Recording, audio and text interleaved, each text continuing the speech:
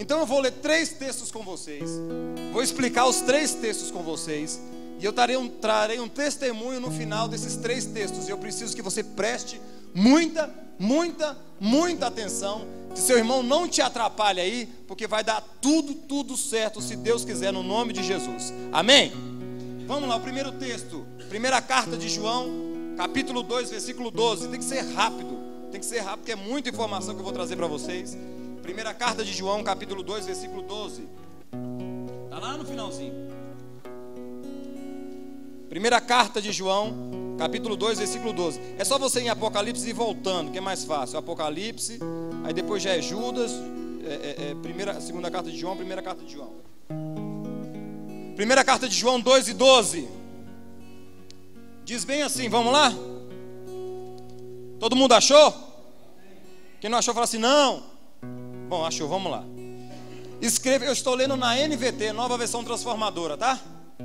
Escreva vocês, filhinhos, porque seus pecados foram perdoados pelo nome de Jesus. Escreva vocês, pais, porque conhecem aquele que existia desde o princípio. E escreva vocês, jovens, porque venceram a batalha contra o inimigo. Aí ele repete, olha só. Escrevi a vocês, filhinhos, porque conhece o Pai. Escrevi a vocês, pais, porque conhece o que existia desde o princípio. E escrevi a vocês, jovens, porque são fortes. E a palavra de Deus permanece em seu coração. E vocês já venceram quem? O maligno. Agora vai lá, Hebreus 11. Rapidinho, vai, Hebreus 11. Hebreus capítulo 11. Hebreus capítulo 11. Tem um zap fazendo assim, ó. Aí. Foi de quem será, hein? É o anjo que mandou um zap aí agora. Vamos lá. Todo mundo achou Hebreus 11? A fé mostra a realidade daquilo que esperamos. Ela não nos dá convicção de coisas que não vemos. Ela nos dá convicção de coisas que não vemos. Pela fé, pessoas em tempos passados obtiveram aprovação. Pela fé entendemos que todo o universo foi formado pela palavra de Deus. Assim, o que se vê originou-se daquilo que não se vê. Olha que pancada isso aí. Assim, aquilo que se vê originou-se daquilo que não se vê. Pela fé, Abel apresentou a Deus um sacrifício superior ao de Caim. Com isso, mostrou que era um homem justo e Deus aprovou suas ofertas. Embora há muito esteja morto, ainda fala por meio do seu exemplo, da sua oferta. Pela fé, Enoque foi levado para o céu sem ver a morte. Ele desapareceu porque Deus o levou para junto de si. Porque antes de ser levado, ele era conhecido por agradar a Deus. Sem fé é impossível o quê? Quem deseja aproximar-se de Deus deve crer que Ele existe e que recompensa aqueles que o buscam. Pela fé, Noé construiu uma grande embarcação para salvar sua família do dilúvio. Ele obedeceu a Deus, que o advertiu a respeito de coisas que nunca haviam acontecido. Pela fé, condenou o resto do mundo e recebeu justiça pelo que vem por meio da fé. Eu só vou ler até aí, mas se você terminar esse capítulo inteiro, vai falar dos heróis da fé. Em casa você vai terminar de ler esse texto aí, tá bom? Aí você vai pular lá agora para Lucas capítulo 15. Lucas capítulo 15. Lucas 15. O Evangelho de Jesus Cristo segundo escreveu Lucas capítulo 15. E o versículo 11, você tem que acompanhar comigo isso aí. Você tem que ler comigo isso, senão você não vai se perder no final dessa ministração. Lucas capítulo 15, versículo 11.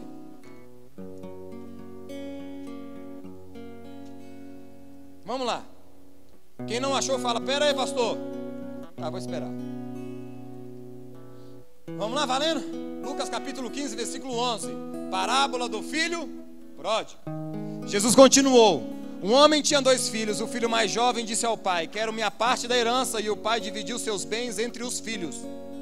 Alguns dias depois, o filho mais jovem arrumou suas coisas e se mudou para uma terra distante, onde desperdiçou tudo o que tinha por viver de forma desregrada. Quando o seu dinheiro acabou, uma grande fome se espalhou pela terra e ele começou a passar necessidades. convenceu um fazendeiro da região a empregá-lo, e esse homem mandou a seus campos para cuidar dos porcos. Embora quisesse saciar sua fome com as vagens dadas pelos porcos, com as vagens dadas aos porcos, ninguém lhe dava coisa alguma. Quando finalmente caiu em si, disse: até os empregados do meu pai têm comida de sobra e eu estou aqui morrendo de fome. Eu vou retornar à casa de meu pai e dizer: pai, pequei contra os céus e contra ti, e não sou mais digno de ser chamado seu filho. Por favor, pelo menos me trate como um dos seus empregados. Então voltou para a casa de seu pai. Quando ele ainda estava longe, seu pai o viu, cheio de compaixão, correu para o filho, o abraçou e o beijou.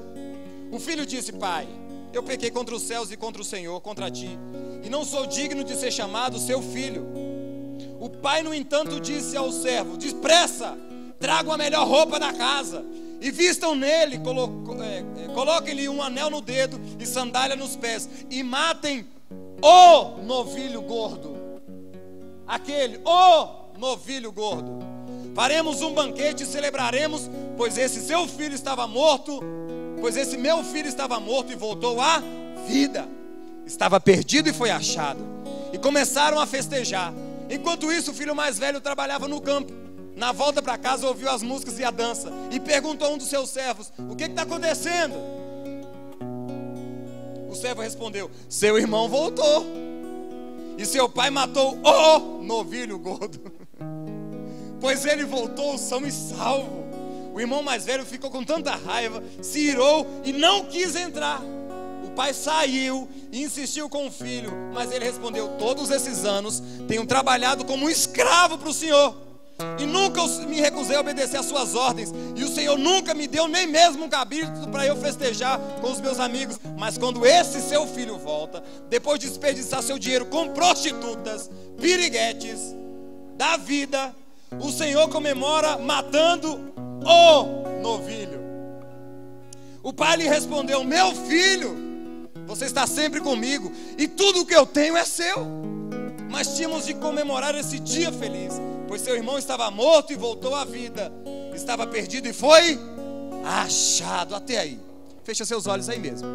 Eu quero desde já ordenar todo tipo de demônio, se estiver programado a roubar a atenção dos filhos de Deus, bata em retirada agora no nome de Jesus. Toda ave de rapina que tentar buscar essa semente dos corações dos filhos de Deus, eu os ordeno que saia no nome de Jesus.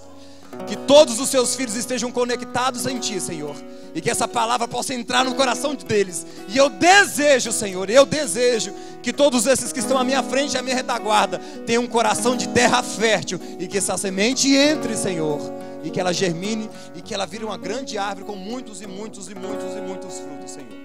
É o que eu te peço, meu Deus, no nome de Jesus, amém. O primeiro texto que a gente leu foi a primeira carta de João, capítulo 2. E eu sempre estive equivocado a respeito do que João diz ali, porque João ali fala de filhinhos. João, por exemplo, na minha época de jovem, nós os pastores, as pessoas liam: jovens, eu vos escolhi porque sois fortes. Então a gente pregava em cima disso para os jovens. E eu sempre estive equivocado quanto a essa questão desse texto, e é por isso que você não pode ler um capítulo só da Bíblia, é perigoso. É por isso que você não pode ler um versículo só, é muito perigoso. O ideal é que você leia a carta inteira. Imagina aí se você recebe uma carta da sua mãe que mora lá no Japão, e aí você diz: hoje eu vou ler um parágrafo, amanhã eu vou ler outro parágrafo, e depois eu vou ler outro. Irmãos, pelo menos as cartas você tem que ler de uma vezada só, para que você entenda completamente. Então quando você for ler uma carta, você tem que ler de forma conclusiva. Você começa e você termina, para que você entenda o todo. E essa carta é um grande problema, porque separam-se as pessoas. E ele diz esse texto: filhinhos, não pequeis. Mas se vocês pecarem, o que tem? Tem um? Quem, irmão? O que tem aí? Tem um advogado que vai defender a sua causa. Ele fala: jovens, eu vos escolhi porque sois fortes e já vencestes e pais. Pais, vocês já conhecem aquele que criou todas as coisas antes mesmo da fundação do mundo. João traz 3 pessoas aqui, e não é a idade. Eu preciso que vocês dobrem a atenção. Se você não conseguir captar tudo, você pode, se inscreva no canal. Se inscreva no canal, então. Eu vou trazer muitas informações. Eu preciso que você dobre a sua atenção, mas se você não conseguir, se inscreva no canal. Vai estar lá essa palavra quarta ou quinta-feira. Então João traz filhinhos, João traz jovens e João traz pais. Isso não fala de idade cronológica. Porque se fosse de idade cronológica, é como se ele estivesse dizendo: rede, jovens da Moriá, eu vos escolhi porque sois fortes. Ministério infantil, não pequeis. Pais que estão aqui, vocês conhecem a Deus. E não é isso. Não é a ordem cronológica das pessoas.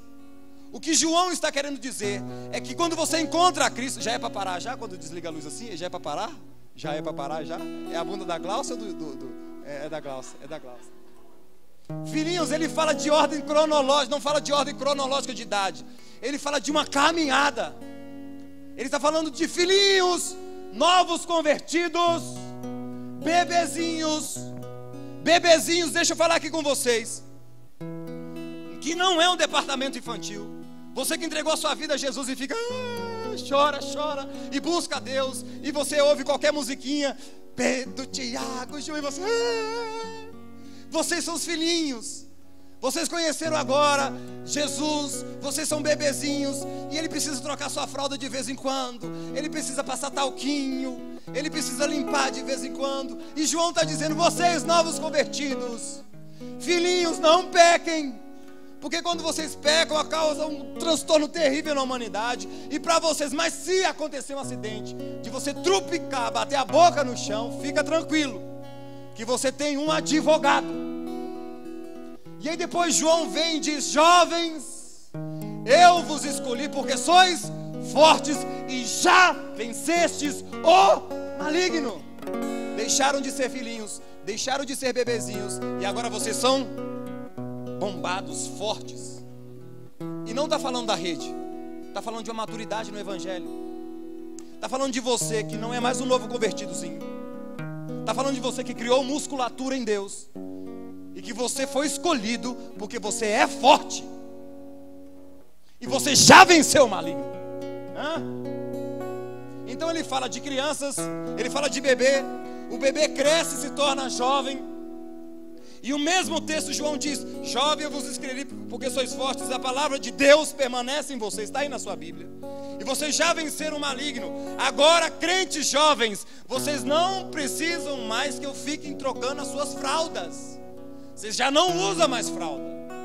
Você já não usa mais fraldinha descartável. Vocês não precisam, vocês fazem cocô sozinho, vocês fazem xixi sozinho. Você já não precisa disso mais. Você está falando de uma maturidade no Evangelho. Crentes jovens, vocês não precisam mais ter o gugu dadá. Vocês não precisam ter mais a mamadeirinha. Vocês agora sofrem ameaças de Satanás, mas vocês são tão fortes que vocês já venceram o maligno. Então a sequência é: filhinhos, vocês estão muito emocionados, porque vocês foram apresentados ao Evangelho agora, vocês conheceram Jesus agora, mas tem um lobo mau. Cuidado, filhinhos, porque o lobo mau, ele passa por aí, mas tem um rei que te salvará, filhinhos. E aí você no Evangelho, você cria musculatura e diz: jovens, o lobo mau é Satanás, e o bicho é bom, e o cara é bom, e o capiroto é violento. Você já conhece e sabe que ele não é brincadeira. Então jovens, guardem a palavra de Deus dentro de vocês, e vocês vencerão Satanás. E agora vem os pais. Ele diz: pais, vocês conhecem aquele que existia desde o princípio. Está falando de uma carreira dentro do Evangelho. Não fala da sua idade cronológica. Fala de uma carreira dentro do Evangelho. Crianças conhecem o Evangelho, bebezinhos conhecem o Evangelho, os jovens conhecem Satanás, vencem Satanás. E os pais conhecem a Deus. Quer que eu dou um tempo para vocês? Os pais conhecem a Deus, os bebês conhecem o Evangelho, os jovens, os fortes conhecem as artimanhas de Satanás e o vencem. E os pais conhecem a Deus. E eu encerro esse primeiro texto fazendo uma pergunta a você: qual faixa etária você está? Você ainda faz cocô na fralda, cara? Ai, papaizinho, filhinho, troca com a minha fralda aqui, pai, está fedendo. Você tem vencido o maligno? Você já conhece a Deus? Ficou claro, irmãos? Ficou, não ficou? Vamos para o segundo texto, Hebreus. Hebreus fala da fé. A primeira observação, vai lá, deixa sua Bíblia aberta em Hebreus 11. A primeira observação que Hebreus traz é que podemos ver nesse texto é que a fé tem uma definição. A fé não é algo que está vagando por aí que você peguei a fé.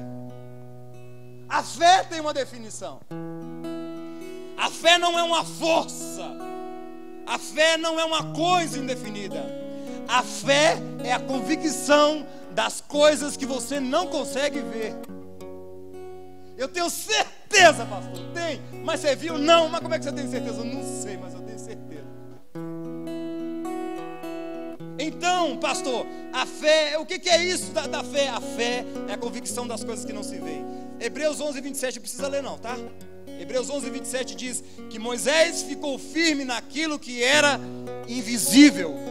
Gente, como é que você fica firme naquilo que você não vê? Está aí na sua Bíblia, Hebreus 11, 27. Ou seja, é possível ver o que as outras pessoas não veem. Na sua Bíblia está dizendo que Moisés ficou firme naquilo que era invisível. Isso quer dizer que é possível que você veja aquilo que as outras pessoas não veem.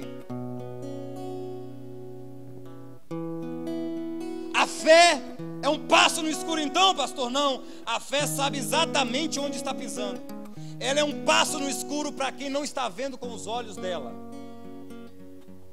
Para quem não consegue ver com os olhos da fé, isso é um passo no escuro. Eu preciso que você dobre a sua atenção, senão você não vai entender o final dessa mensagem. Dobre a sua atenção, dobre a sua atenção, dobre a sua atenção. A fé não é um passo no escuro.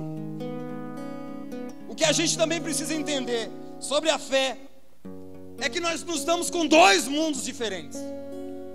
Hebreus 11 diz que pela fé, no versículo 3, que pela fé entendemos que os mundos, dois mundos aí, que os mundos pela palavra de Deus foram criados de maneira que aquilo que se vê não foi feito do que é aparente. Aquilo que você está vendo aqui, o planeta Terra, não é feito do que é aparente, foi acontecendo de outra forma. Calma, você vai entender isso. Aquilo, pela fé entendemos que os mundos pela palavra de Deus foram criados de maneira que aquilo que se vê não foi feito do que é aparente. No original, esse universo, o mundo não é o cosmos, é o Aionos, que fala de outras dimensões. Ele diz que a maneira que aquilo que se vê veio a existir da maneira que não se vê. Haja! Como é que aconteceu isso, pastor? De maneira que você não consegue ver. Ele está dizendo que o mundo natural veio a existir por aquilo que não podemos ver naturalmente. E é por isso que ninguém explica a Deus. Como é que o mundo surgiu? Foi um Big Bang? Não, foi Deus. E como é que foi? Só pela fé.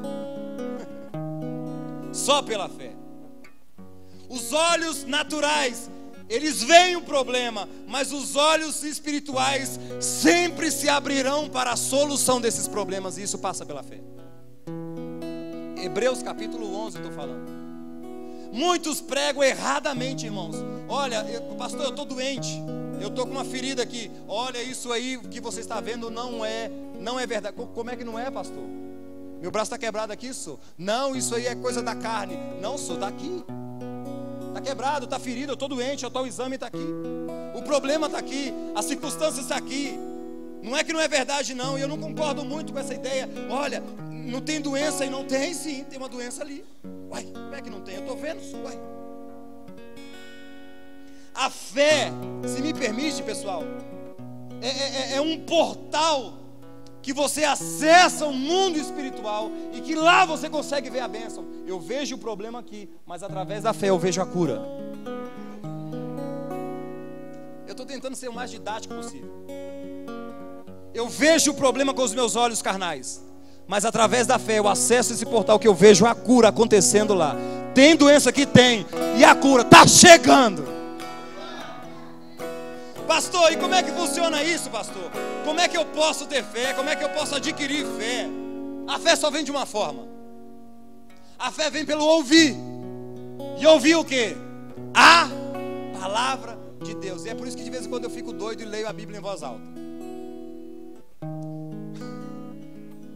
Por quê? Porque ela só vem pela palavra de Deus, pela propagação da palavra de Deus. É assim que funciona. A fé é um dom de Deus. A fé é uma semente de Deus gerada em nós. E você sabe quando sua fé está alta e está baixa pela quantidade de vezes que você medita na palavra de Deus. Não é ler, é meditar na palavra de Deus. É assim que funciona. A fé vem pelo ouvir e ouvir a palavra de Deus. Mas tem um grande problema, tem um inimigo da fé aí. A fé tem um inimigo e ela se chama, no nosso caso, emoção. Diga comigo assim, emoção. Emoção é um problema para a fé. Por quê? Porque a gente, quando emociona, a gente acredita. Quando a gente não emociona, a gente não acredita. Porque nós somos puramente humanos. Estou sentindo a presença de Deus, vai acontecer um trem. Estou sentindo nada, Deus não está aqui. Ó, quer ver? Estou passando pela prova, mas eu senti a presença de Deus, Deus está comigo. Estou passando pela prova e estou me sentindo sozinho, Deus não está comigo. A emoção é um perigo. A emoção é a oposição da fé. O problema é que nós somos seres humanos emocionais. E se você não sente, você não acredita. E essa aqui é a grande questão. A fé madura, se a sua fé não é, a emoção não é um critério de fé. E muitas vezes não, quase todas as vezes, você sabe que tem fé ou não quando você não sente. Quer ver? Você dobra os seus joelhos para orar. Estou precisando orar. E dobra o joelho e fica conversando sozinho lá, cara. E quem sabe o que você faz? Quando você ora. Aí você olha no relógio. Orei 2 minutos. Já contei toda a minha vida, a minha história para Deus em 2 minutos. E aí você não sente a presença de Deus, o que você faz? Você levanta e vaza. Por quê? Porque Deus não está ali. Isso é o que o seu coração, que a sua alma está dizendo. A fé não passa por aí. Quer ver quando você está se sentindo sozinho em meio à multidão? Talvez tenha algumas pessoas aqui hoje, no meio dessas pessoas que estão aqui, se sentindo sozinho em meio à multidão. E você está dizendo aí, é bem assim, olha, eu estou aqui, estou sozinho, esse povo está cantando, esse pastor está falando, fazendo gracinha aí, e o Senhor não está aqui comigo. Você está puramente emocional aí. Saiba de uma coisa, que a fé funciona da seguinte forma: por mais que o seu coração não perceba Deus, Ele disse que estaria com você todos os dias até a consumação dos séculos, então Ele está. Isso é mais que suficiente. Isso é mais do que suficiente. Se Ele falou que estaria com você, segura a onda, senta, puxa uma cadeira assim, senta numa cadeira, puxa a outra cadeira, senta e fala assim: alma, senta aqui que eu preciso conversar com você. Você podia sossegar um pouco, porque te perturbas minha alma, e me roubando a calma. Espera em Deus e confia. Espera em Deus e confia. E agora eu queria te fazer uma outra pergunta. Quando você está passando por um problema, que se sente sozinho, que você vai ter que orar e você não percebe a presença de Deus, como é que você reage? Quando você ora pelo seu filho e Deus não responde. Quando você ora pelas circunstâncias, Deus responde. Está tudo de mal a pior. E aí você ouve o pastor falando que o trem vai acontecer e não acontece na sua vida. E aí? Nesse momento, a sua fé de 0 a 10 é quanto? É 1, pastor. Então essa é a sua verdadeira fé. Parabéns, bem-vindo ao clube. Ah, mas quando eu sinto o manto, aleluia. Quando eu sinto o manto, a minha fé é 10. Isso é emoção. A fé não passa pela emoção. Na verdade, nos emocionamos quando temos resultados do que a fé produz. E é natural. É muito natural. A fé é exatamente isso. Próximo e último texto. Lucas capítulo 15. Abre todo mundo, Lucas capítulo 15.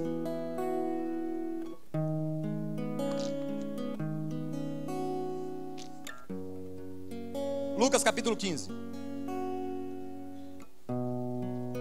Irmão, só para vocês, porque eu trouxe 2 informações muito grandes para vocês, talvez vocês distrairão agora. Eu preciso que deixe sua Bíblia no colo assim, deixe sua Bíblia no colo. E todo mundo aplauda ao Senhor Jesus, todo mundo aplauda ao Senhor bem forte, aplauda ao Senhor. Isso. Para te acordar, aplauda o Senhor. Diga glória a Deus. Pronto, aí, vamos lá. Agora eu tenho a atenção de vocês mais 15 minutos. Vamos lá, Lucas capítulo 15. Lucas capítulo 15, esse é o texto que eu acho que enquanto nós estivermos na terra, olhe para mim, enquanto estivermos na terra, esse texto nunca vai acabar as revelações. Eu cheguei atrasado hoje, irmãos, 10 minutos aqui na igreja, porque surgiu uma revelação já no finalzinho da tarde, eu precisava trazer para vocês. Esse texto, eu acho que as revelações dele nunca encerram. O plano de Deus, as respostas de Deus nesse texto, eu acho que elas nunca acabarão. Olha só, para que vocês entendam o contexto de Lucas capítulo 15, versículo 11, vai lá em Lucas capítulo 15, versículo 1. Lucas 15, 1, olha aí. Diz assim, Lucas 15, 1, Jesus está falando para 4 grupos de pessoas: cobradores de impostos e outros pecadores vinham ouvir Jesus ensinar. 2, os fariseus e mestres da lei criticavam, dizendo: ele se reúne com pecadores e até come com eles. Olha aqui para mim agora.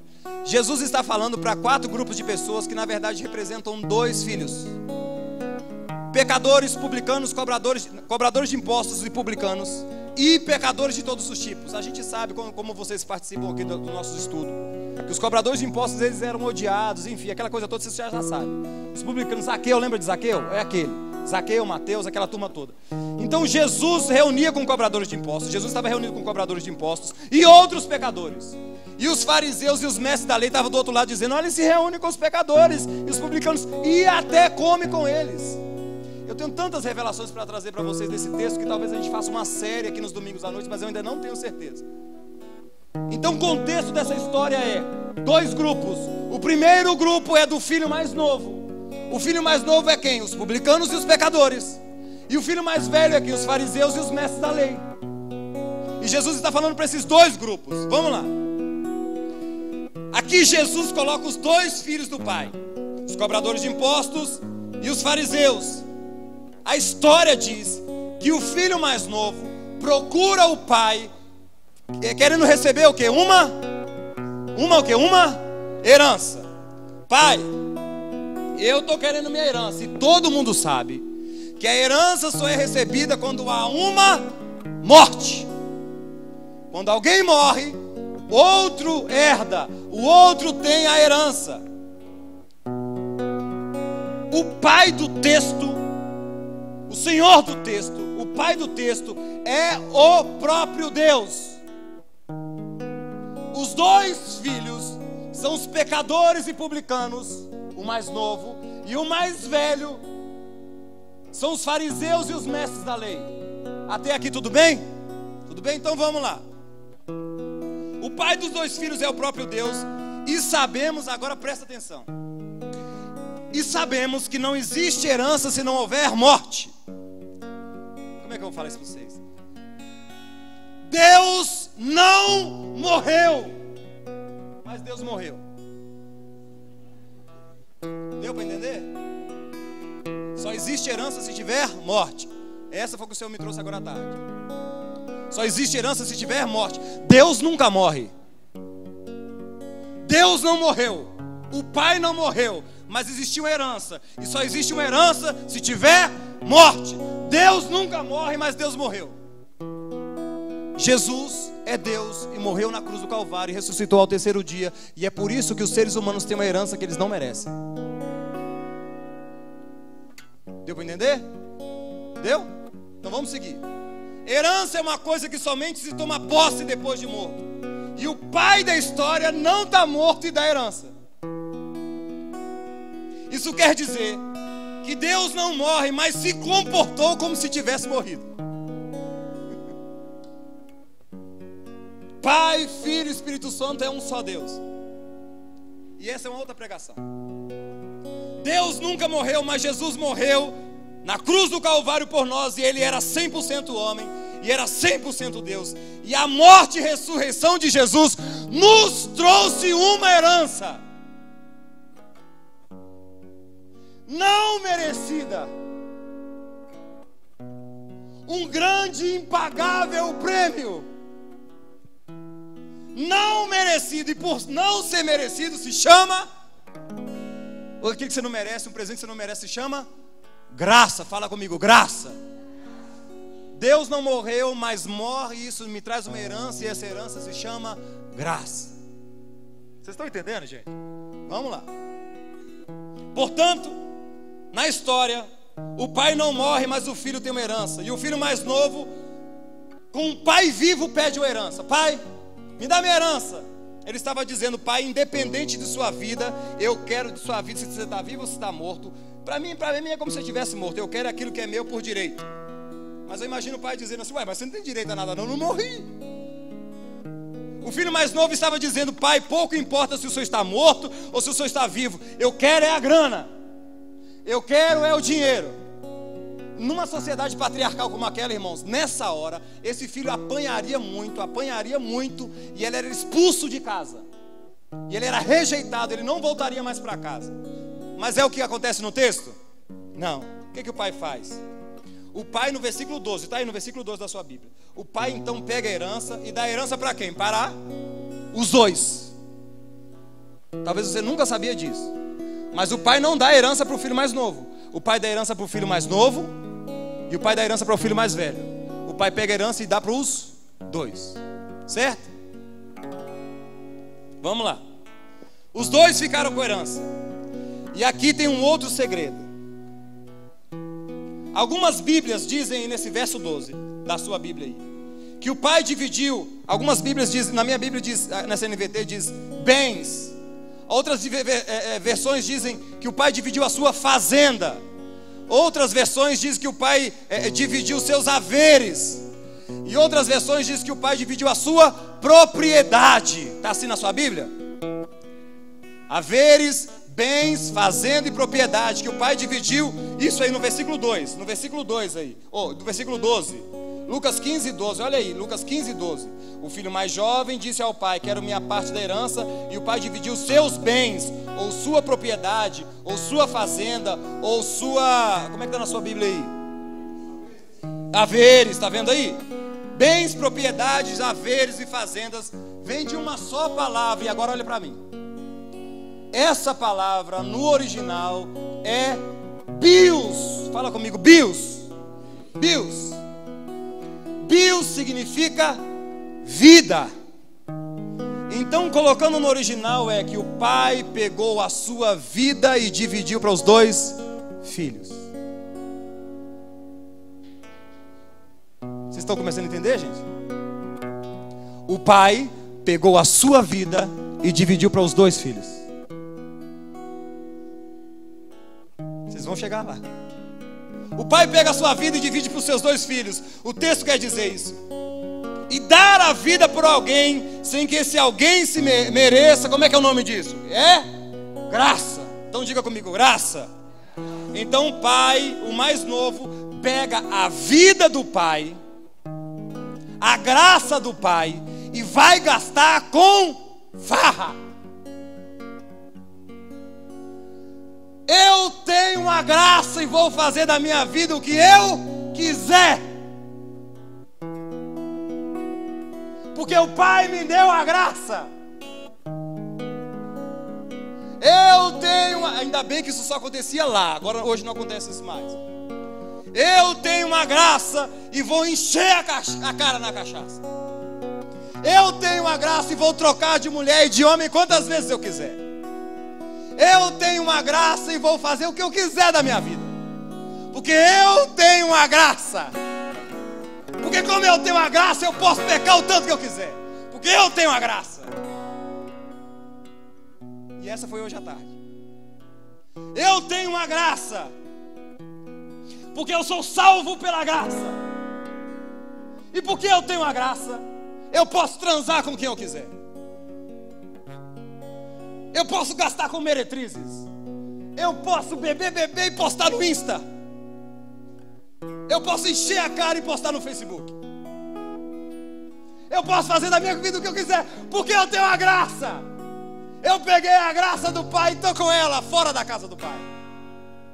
Ainda bem que isso só acontece lá, não acontece hoje mais. Ainda bem que isso acontecia naquela época. Vai chegar a sua hora, se sossega aí, tá? Vai chegar, não, porque chegou a minha, aí vai chegar a sua, miserável. O mais novo gasta e torra toda a sua vida, a graça, a vida que ele recebeu um dia de Deus, sem ter mesmo o direito de receber aquilo. Ele gasta tudo na gandaia, na farra. O texto diz que o dia mal chega, na sua Bíblia está aí. A fome assola a terra, e ele começa agora a não ter mais a graça. Por quê? Porque acabou. E o menino mais novo começa a ficar com fome. Ele convence um fazendeiro a deixar ele criar porcos. E o texto diz que ele desejou comer das alfarrobas. É como se fosse um grão. Como é que eu vou explicar? Uma vagem. Não era lavagem, não, irmãos. Era uma vagem. Em algumas Bíblias diz assim, uma vagem. Ele desejava das vagens que estavam sendo dadas aos porcos. O mais novo, então, quando olha para a boca do porco, mastigando e desejando comer aquilo, e não podia comer, ele cai em si. O texto diz que ele cai em si e diz: espera aí, os empregados do meu pai têm grande fartura, tem muita fartura, e eu estou aqui passando fome. Os empregados do meu pai desperdiçam comida, e eu estou aqui passando fome, desejando, e já sei o que eu vou fazer. Presta atenção, irmãos. O texto diz: levantar-me-ei, e irei ter com o meu pai, e direi: pai, pequei contra os céus e contra ti, já não sou digno de ser chamado seu filho, faz de mim então um dos seus empregados. Presta atenção nessa última frase: faz de mim um de seus empregados.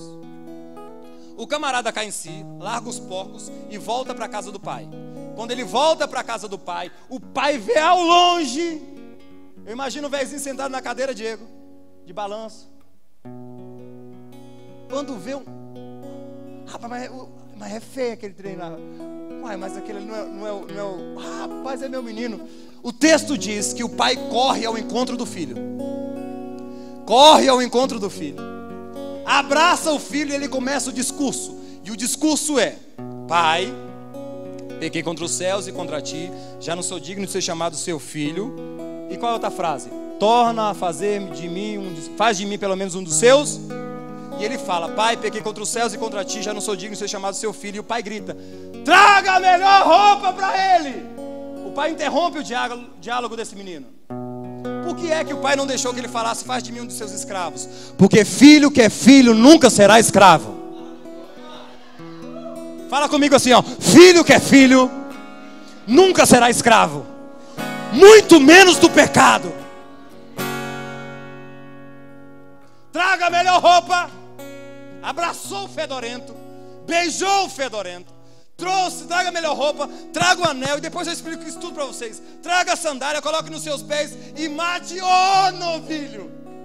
Sabe aquele que está sendo criado assim só para uma ocasião muito especial? Sabe eu ia falar Beelzebub, mas é feio pra caramba. Fala o nome de um touro assim, do Ana Raio Zé Trovão. Como é que é o nome daquele touro lá? É um boi lá. Traga aquele novilho, mata, porque nós vamos fazer uma festa. Beleza, tá fazendo festa, tá cantando, tá celebrando. Ele volta para a casa do pai, mata o novilho gordo, festa na casa do pai. O mais novo, o mais velho, então volta para casa e fala assim: ué, tá tendo festa lá em casa, eu não fui convidado? Versículo 29 da sua Bíblia.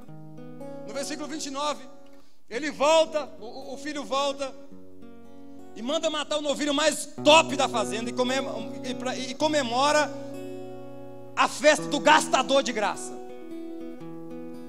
A festa na casa, e o mais novo, o mais velho trabalhando.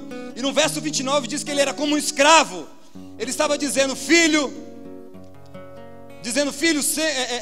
pai, eu sempre estive na sua casa. O mais velho disse para ele: pai, eu sempre estive com o Senhor, eu sempre participei das coisas que o Senhor, trabalhei como um escravo, o Senhor nunca me deu um cabrito.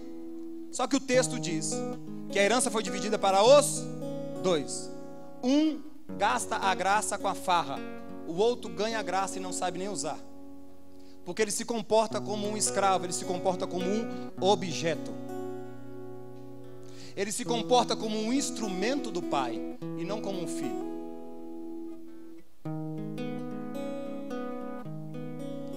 Pai, esse cara aí, esse mais novo aí, gastou tudo, cara, e você faz uma festa para ele. Eu fiquei aqui dentro de casa com você esse tempo todo, vendo você chorar, beijando a foto desse menino aí.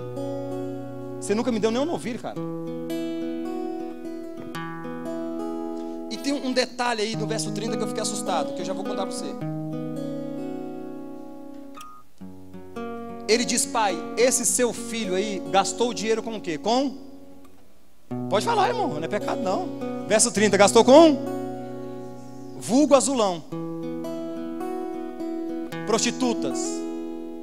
Ele gastou o dinheiro com prostitutas. Agora me diga uma coisa, esse mais novo estava numa terra distante.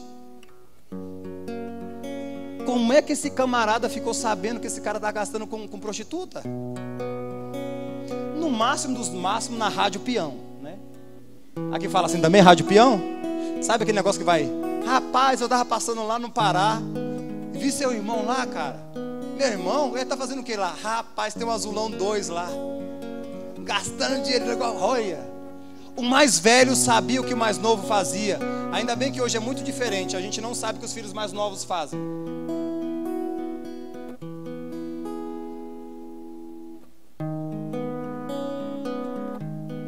Já é para parar já de novo?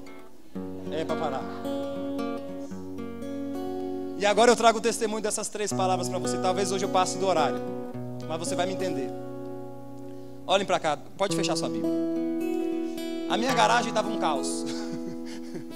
A minha garagem tinha várias coisas para fazer, alguns buracos na laje, tinha umas tomadas soltas, tinha umas manchas na parede, eu tinha uma parede de madeira por fazer, uns deckzinhos assim na parede para fazer. Ixi, eu tinha tanta coisa para fazer. E a Grace deu o grito 1 ano. E a todas vocês mulheres que estão aqui, lembrem-se, se o seu marido disse que fará, ainda que dure 1 ano, acalme o seu coração, porque um dia ele fará. E eu peguei então essa garagem para mexer. Tampei alguns buracos, consertei umas tomadas, pintei uma parede. Eu fiz a paredezinha de madeira lá com 2 colegas meus. E essa parede, o prejuízo foi mais caro que a própria parede, que eu quebrei o motor do portão. E foi um trem. E depois que eu acabei a parede, que tirei a foto, um dos meus colegas, vou calar a boca. Mas enfim, é só porque ele falou que eu bati o martelo na parede e arrancou o pedaço da parede que tinha que pintar. Depois de tanta luta. Mas tá bom, irmãos, ninguém está aqui para saber disso não. Eu só moro no Vale do Engenho, mas eu não vou falar quem é não. Ele é angolano, também não vou falar quem ele não. Mas ainda bem que ele não dá bicicleta, mas tá bom. Ele costuma não dar bicicleta. Igual outro colega que eu tenho também, que dá uma bicicleta violenta. Então nós fizemos essa parede, a parede ficou legal e tal, aquela coisa toda. E eu usei nessa parede pregos, martelo, uma serra, e a madeira. E nesse período, nessa época, eu entrei em crise vocacional. Sabe aquele momento que você está sozinho? Por que eu entrei em crise vocacional? Porque Deus precisou matar minha fé. Eu tinha uma fé infantil, uma fé puramente emocional, onde eu era conduzido pelas minhas emoções. Quando Deus tocava no meu coração e me conduzia, eu ia. Então se Deus tocasse na minha alma, eu ia. Se Deus não tocasse na minha alma, eu falava: Deus não está nesse negócio. E num dia, Deus faz bem assim: eu preciso matar essa fé sua. E Deus mata a minha fé. Como é que Deus matou a minha fé? Silenciando-se e tirando a presença manifesta dele do meu quarto, e tirando a presença dele manifesta inclusive aqui na igreja. Ele calou e ele tirou a presença manifesta dele da minha vida. E agora, o que eu tenho agora? Agora eu tenho uma fé infantil. Ele disse: essa fé precisa morrer. A fé que passa pela emoção não é fé, são emoções. São muitas e muitas e muitas emoções. Então numa dessas, nessa vulnerável, eu tive uma noite assim terrível, onde Satanás me visitou. Ou ele visitou, os dardos que ele lança me visitou. Passei 1h30, dormi 1h30 naquela noite. Por quê? Porque eu vi o filho mais novo fazendo tudo e sendo abençoado, e eu, o filho mais velho, sem bênção alguma. Então eu contorcia tanto na cama. A Grace tentou me aconselhar. Eu entrei em contato com o Tiago Davi, não conseguia, mas meus argumentos eram tão bons de desgraça, que até o pastor Tiago falou assim: eu vou orar para você. Aí então me prova isso aqui, Tiago. E eu contorci aquela noite inteira. Desci para minha sala, fui para minha sala, e Satanás jogou um dardo.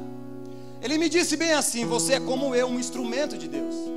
Porque Satanás muitas vezes é o instrumento de Deus. Ele é muitas vezes o instrumento de Deus e não sabe. E eu olhei para a minha parede, e ele me disse: você é como eu, você é como um martelo que Deus só te usa quando ele precisa ser usado. Porque filho que é filho mesmo você nunca foi. Você sabe disso, que João Calvino estava certo. Então eu olhava para a parede, a minha malinha de ferramenta estava em cima da mesa que eu tinha deixado lá. E eu via como a malinha lá, o martelo lá dentro, ele dizia bem assim: você é como um martelo, só é usado de ano em ano. E Deus usa a mim e vai usar você, mas filho mesmo você não é. E Satanás é tão bom na mentira, é tão bom na mentira, é tão bom na mentira, irmãos, que aquilo se tornou verdade dentro de mim. Eu dizia, eu realmente só sou um instrumento de Deus, e Ele só me usa quando Ele precisa que eu seja usado. Dormi 1h30 essa noite. Atendi umas 8 pessoas aqui no dia seguinte. O Senhor enviou um colega meu, e a gente conversou, e do jeito que eu converso com Deus, eu conversei com Ele, eu vomitei tudo que tinha. Eu selecionei muitas coisas para não contar para os irmãos. Então eu vomitei tudo, acalmei o coração. E na noite seguinte, eu acordei às 2 da manhã. E eu não sei o que o Espírito Santo tem, que ele ama acordar a gente de madrugada. Ele ama. Mas na hora de acordar, levanta, cavalo, e vai orar, vai buscar o Senhor. Levanta. Eu acordei às 2 da manhã. E eu desci para o mesmo local, dobrei os joelhos, falei, pode falar, Espírito Santo, eu estou aqui. Ele falou nada, eu falei, já sei, você matou minha fé. Mas se eu quer que eu acredite que você esteja aqui, eu estou acreditando, só está aqui. Quando eu volto para minha cama e deito, esse texto de Lucas 15, ele é me mostrado. Ele é me todo revelado, como eu revelo a todos vocês aqui essa noite. E ele dizia, você está com raiva, né?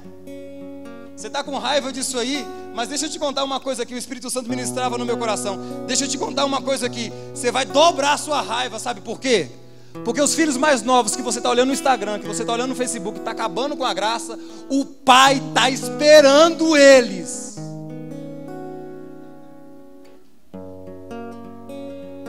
E na hora que eles voltarem, vai ter festa.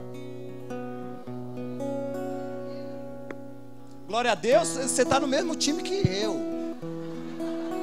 Você está no mesmo time que eu. Você também olha lá e acusa, miserável, que eu sei. E o Espírito Santo falou assim, você está com raiva agora? Na hora que eles voltarem, vai ter um novilho gordo morto e você vai ficar com raiva. Sabe por que você vai ficar com raiva, Wellington? Porque você sempre se comportou como um martelo na mão de Deus. Como assim, Espírito Santo? As suas orações é sempre assim, Senhor, me use. Irmão, você sabe o que é isso? Ser usado por alguém?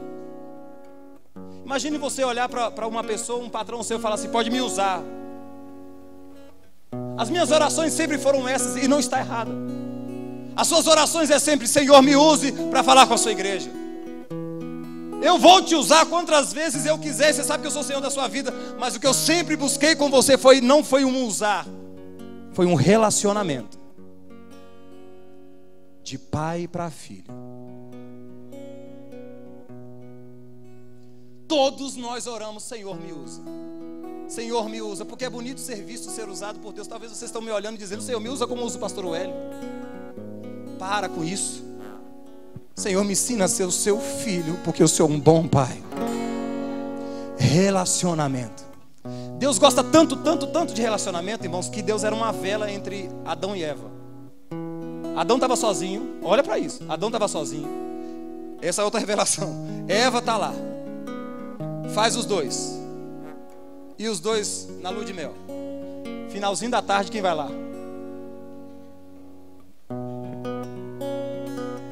Quero participar desse negócio aí. Finalzinho da tarde sem luz elétrica. O que os casais faziam? E Deus estava lá.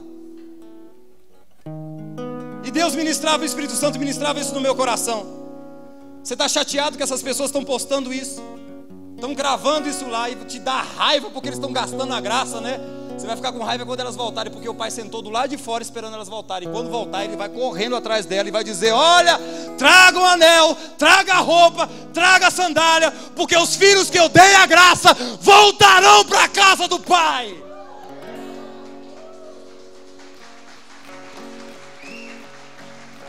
Vai voltar. E como é que eu tenho que me comportar então, Espírito Santo? Como seu filho mais velho, como Jesus. Ora para eles voltarem. Fica com raiva deles? Não sou. Porque seu maior problema é isso. Porque seu problema é que você se comporta como um martelo. Ah é? E eu tenho que ser o quê? Você tem que ser meu filho. Então eu queria colo. Eu falei, então eu quero ser o seu filho, Jesus.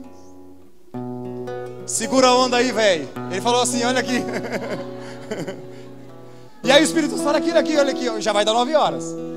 E ele falou bem assim: segura sua onda aí, porque você já não é mais filhinho. Deveria ser pai, mas nem jovem você chegou, porque ontem o maligno te venceu. Eu vos escrevi filhinhos porque... Eu vos escrevi os jovens porque... E eu vos escrevi pais porque... Sabe qual é o seu problema? É que você não conhece o pai. Você não conseguiu sair da fase de filhinho. Tá ridículo, Wellington, querer que eu troque sua fralda toda hora. Tá feio, cara. É ridículo. É ridículo há anos no evangelho onde você está e querendo o colo do pai ainda. Já era para você ser pais, porque você já deveria ter conhecido o pai.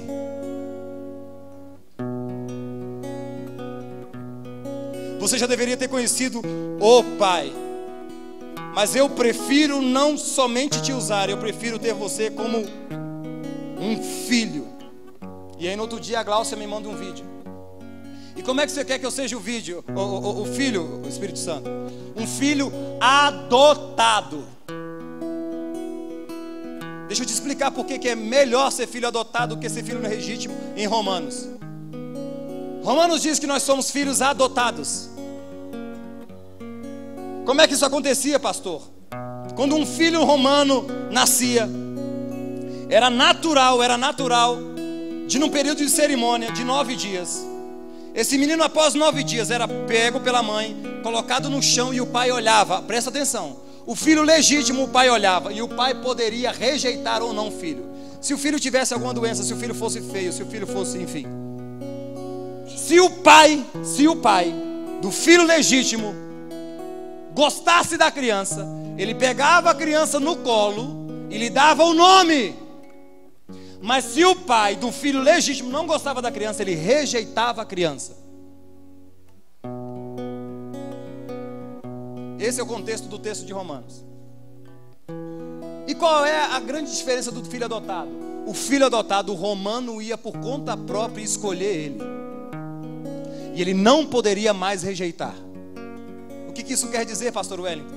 Isso quer dizer que Deus rejeitou o legítimo na cruz, Diego, para adotar toda a humanidade.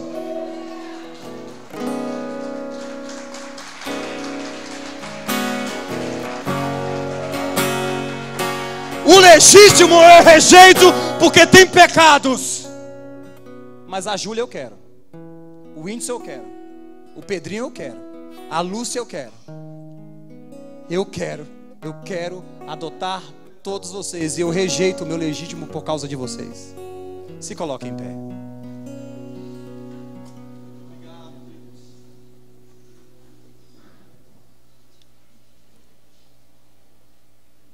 Está na hora de você vencer o maligno, porque o Pai está te esperando para se apresentar de verdade a você. E Ele é um Pai. Não busque novamente o Wellington, a fé emotiva, porque eu matei ela e eu plantei uma fé de verdade no seu coração que não passa pelas suas emoções. E agora o Wellington não serão mais nos seus sentimentos. Foi durante muito tempo, isso aqui é maravilhoso, irmãos, só faltou essa, dá tempo. Só faltou essa. Durante muito tempo as visitações do Senhor aconteceram no meu coração e ainda acontecem. Durante muito tempo Deus vivia as minhas emoções. E o Bilton Esperti fez uma música disso. E ele não está aqui, mas domingo que vem ele canta. Por que é que Davi era um homem segundo o coração de Deus? Eu nunca entendia. Deus visitou o coração de Davi por muito tempo e Deus vivia segundo o coração de Davi. Chegou a hora que Deus disse bem assim: Davi, está na hora de você viver os meus sentimentos. E como é que se chama o sentimento de Deus? Fé. E é por isso que Davi era um homem segundo o coração de Deus. Bom, Davi, eu já brinquei de sentimentos com você, agora está na hora de você viver os meus sentimentos. Depois de tudo que eu essa informação que eu trouxe a vocês, como é que você está diante de Deus? Fecha seus olhos, fecha seus olhos, fecha seus olhos. Pai me adotou, seu amor me encontrou.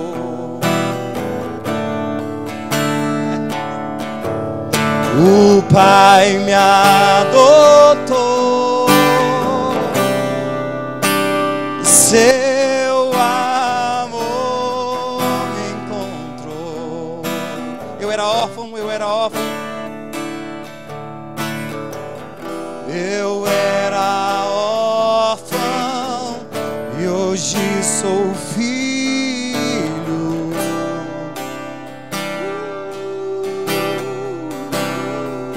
O Pai me adotou, o Pai me adotou. Pode subir aqui, ministério de louvor. O seu amor me encontrou. Eu era órfão, eu era órfão, eu era órfão e hoje sou. Eu gostaria de convidar você. Eu não sei se você é um filho mais velho ou se você é um filho mais novo que saiu da casa do Pai. Feche os seus olhos, igreja.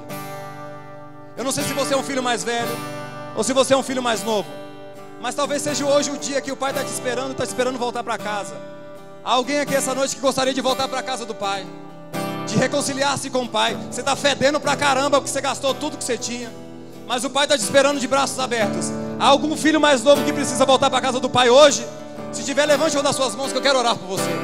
Eu sou seu irmão mais velho e o Senhor me conduz a orar por você. Há alguém aqui essa noite que gostaria de voltar aos caminhos do Senhor? Levanta uma das suas mãos. Onde é que está o primeiro filho mais novo que vai voltar para a casa do Pai? Há algum filho mais novo? Levante uma das suas mãos. Aproveita, hoje é a hora. O Pai está te esperando. Tem alguém? Não tem? Que Deus te abençoe. Eu gostaria de convidar os irmãos que estão enfermos, que saiam do seu lugar e venham correndo à frente, porque o Senhor vos curará nessa hora. Quem tiver alguma enfermidade, sai do seu lugar e venha, venha, venha, venha. Se você está com enfermidade no seu corpo, saia e venha. Venha, venha, vem, vem, vem, vem. O Pai me adotou, seu amor, seu amor me encontrou.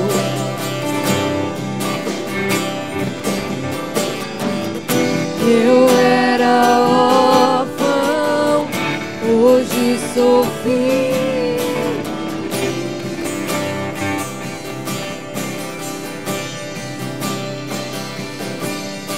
O Pai me adotou, seu amor me encontrou.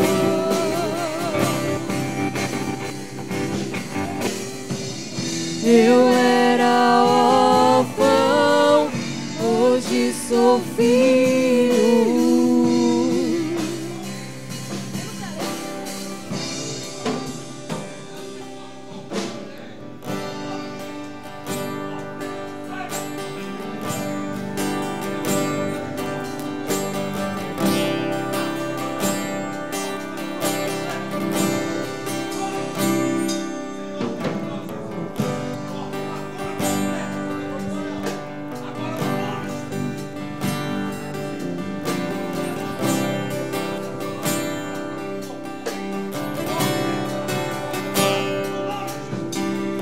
Tudo aos que receberam e aos que creram em teu nome. Volte para os vossos lugares. Volte para os vossos lugares. O direito. Se coloque em pé, levante as mãos, vamos cantar, vamos cantar. Teus filhos.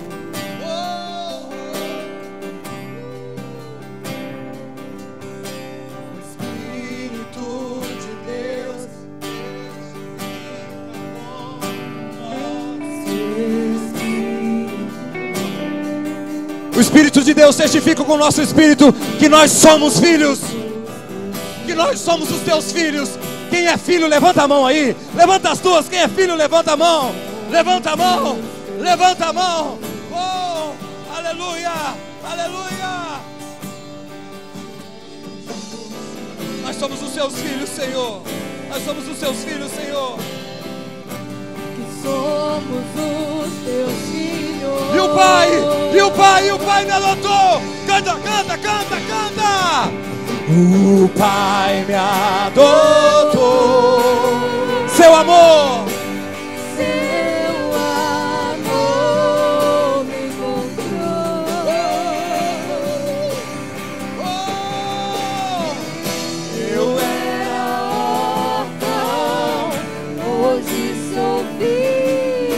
é filho, você é filha, filha, filho, filho. O Pai me adotou.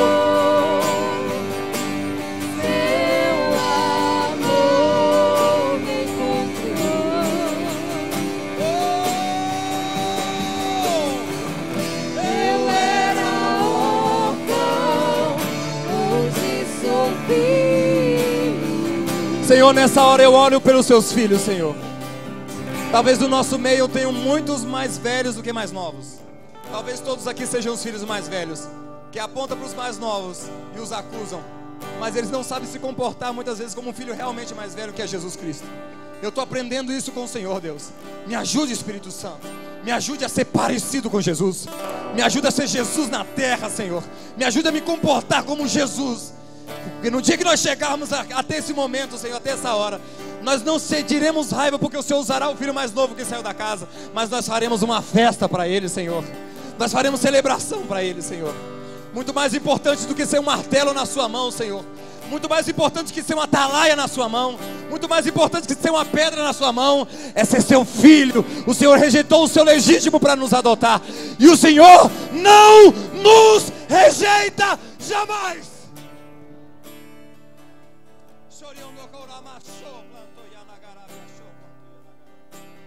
Espírito Santo de Deus, visita os filhos mais velhos essa noite. Espírito Santo de Deus, visite as filhas mais velhas essa noite. Elas se comportam como verdadeiros fariseus. Eles se comportam como verdadeiros mestres da lei. Espírito Santo, visita o coração dele, visita o coração dela, porque nós estamos na sua casa, Pai, mas nós não descobrimos o que é ser filho de verdade. Visita a nossa alma, visita a nossa fé e nos ajude a evoluir no seu evangelho. Chega de ser bebezinho, Senhor. Chega de ser criancinhas. Não éramos nem para ser mais jovens, éramos para conhecer o Pai, era para conhecer a Deus. E é isso que nós estamos clamando e pedindo por ti essa noite. Permita que essa semana nós venhamos conhecer o Pai em espírito e em verdade. E é isso que eu libero sobre a sua igreja nessa hora, Pai. No nome de Jesus. No nome de Jesus. Estenda assim suas mãos.